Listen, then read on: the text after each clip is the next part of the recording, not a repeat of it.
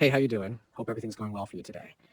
I wanted to talk with you about Rocket League's brand new update, version 2.58, because there's a lot in here that really changes how the game feels, even though on paper it might look like just a handful of bug fixes and tweaks. You know how sometimes an update comes out and you read the patch notes and you're like, oh, that's not too big, just a couple of things.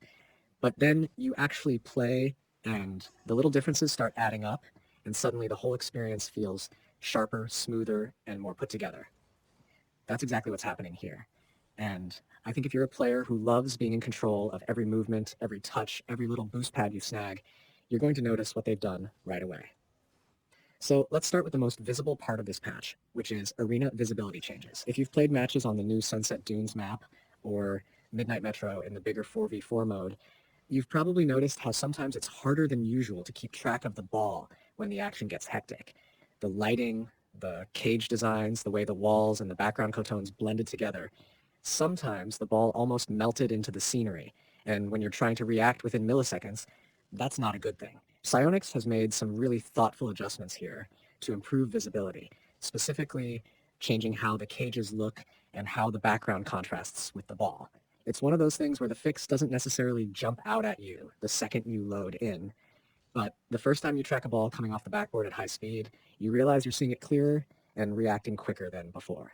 That's the type of change that's easy to overlook in notes, but makes the game feel more responsive when you're in a fast-paced match. Then we've got the licensed car fixes, and this is a big deal for people who care about customization and accuracy. The Batmobile from 1989, yeah, the Michael Keaton era, had a couple of issues where the car wasn't showing up quite right.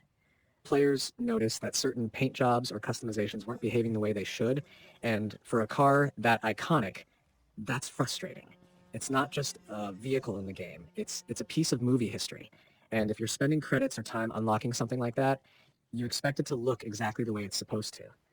The update has corrected that, so now when you throw it into your garage and kit it out, it'll finally reflect the proper design without those weird mismatches. And while we're talking about iconic cars, the DeLorean time machine also got some attention in this patch. There was a glitch where you could apply certain customizations that really weren't intended for it, and while some players might have thought that was fun, it wasn't consistent with the licensing agreements or the intended vision of the car. Now it's locked back down to work the way Psyonix originally set it up. That might disappoint a few people who enjoyed experimenting, but it brings things back in line with how those premium items are supposed to function. Something else that caught my attention was the correction around players receiving items they weren't supposed to have. Some people noticed that they suddenly had the Batmobile boost, or even the Aston Martin DB5 wheels in their inventory without being eligible for them. Sounds cool at first, right? Like an unexpected gift, but obviously that messes with fairness and with the integrity of how items are distributed. This patch cleaned that up, removing those extra items from accounts that got them by mistake. If you've logged in and noticed something missing, that's why it wasn't taken away out of nowhere. It was simply an error being corrected. Now here's one of those smaller fixes that might actually make your play experience noticeably smoother. The bug related to the post-party app. If you've been using it and you scored a goal, there was this frustrating auto zoom effect where your car would zoom way too far in, making it hard to see what was happening right after the play. It pulled you out of the moment and left you scrambling for orientation. They fixed that, so now you can celebrate your goals without fighting against a camera bug. And let me tell you, little things like that do make a difference. Because in Rocket League, half the fun of scoring is seeing your car showboat in style after you put one in the net. Performance-wise, another nice tweak is the fix for respawning after demolitions.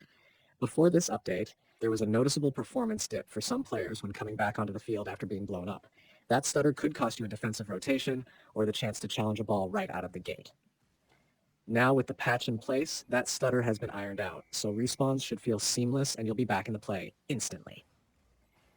It's those milliseconds that can separate a save from conceding, so this fix matters a lot more than you might think. And of course, we can't forget that the patch notes also link to the ongoing known issues list. This is where Psyonix keeps track of things that players are still reporting and that they're actively working on. So even though V2.58 fixed a handful of problems, it's not the end of the story. There are still issues in the queue, but the important part is they're transparent about it and giving updates. That's something I really appreciate, because in a live service game like Rocket League, communication matters as much as the actual updates.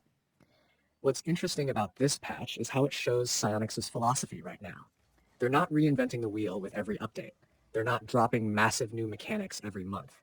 Instead, they're focusing on refining the experience, making sure things feel fair, look clean, and perform smoothly. And in a game that's been around for years, that's actually what keeps it alive. Think about it. The core of Rocket League is already genius. Cars hitting a giant ball, aerial flips, boost management, team coordination, it doesn't need a complete overhaul. What it needs is to make sure that every single touch feels consistent, that every car model looks correct, that arenas are visually clear, and that the performance holds up on every platform. That's the foundation that allows the competitive side to thrive and lets casual players enjoy themselves without frustration. Now, let's take a moment to imagine what these fixes mean for the competitive scene.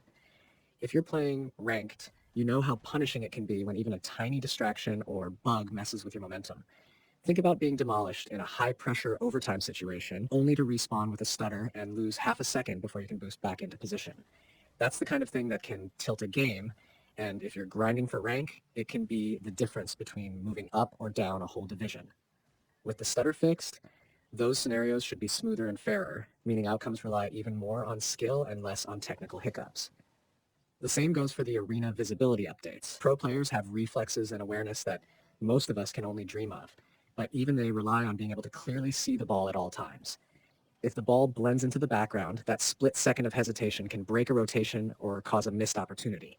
So having more contrast in those maps is going to make competitive matches flow better and feel fairer across the board. On the casual side, I think the cosmetic fixes are really important too. Rocket League has always been as much about self-expression as it is about gameplay.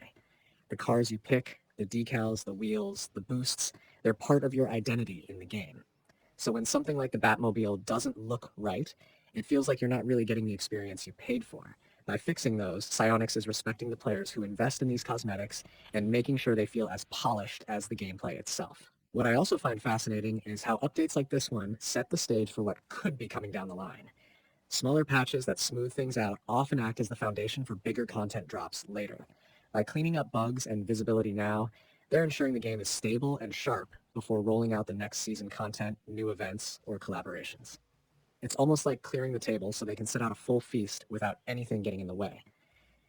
If you're someone who hasn't logged in for a while, this update might not feel like a huge callback, but once you jump into a few matches, you'll feel the difference. The smoother respawns, the better visibility, and the corrected cosmetics all add up to make Rocket League feel more polished. And if you've been grinding daily, you'll appreciate that the little frustrations have been ironed out. That's how you keep a game fresh after so many years. It's not just about flashing new content, it's about making the existing content feel better every time you play. So the bottom line is, Rocket League v2.58 might not have pages and pages of changes, but what it does fix are the things that actually affect you every match. From the moment you load into Sunset Dunes or Midnight Metro, to the instant you slam the ball into the net and watch your goal replay without a camera bug, to the split second you respawn after a demo, everything feels smoother and more polished. That's why this update matters.